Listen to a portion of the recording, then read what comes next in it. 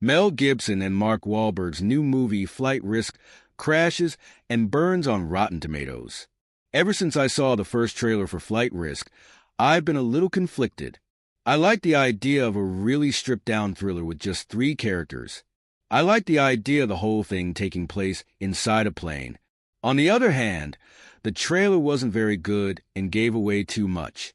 I've embedded the trailer below, and I strongly urge you to avoid watching it if you have plans to see this movie. I despise trailers that give away such a huge amount of the plot. The story takes place on a small plane as a U.S. Marshal, Madeline Harris, Michelle Dockery of Downtown Abbey fame, escorts a government witness, Topher Grace of that '70s show, who I genuinely didn't recognize with the glasses, to testify at the trial of a mob boss. They discover along the way that, spoilers, the pilot, played by Mark Wahlberg in his first real villain role since 1990's Excess Fear, is actually the assassin.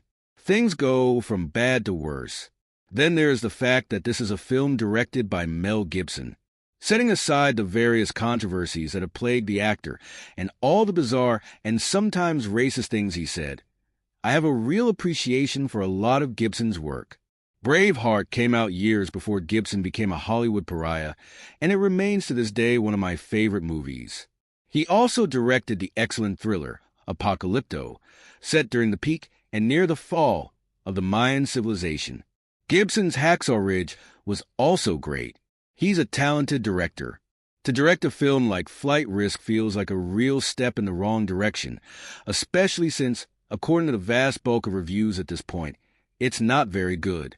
To go from historical epics like Braveheart to this feels kind of sad.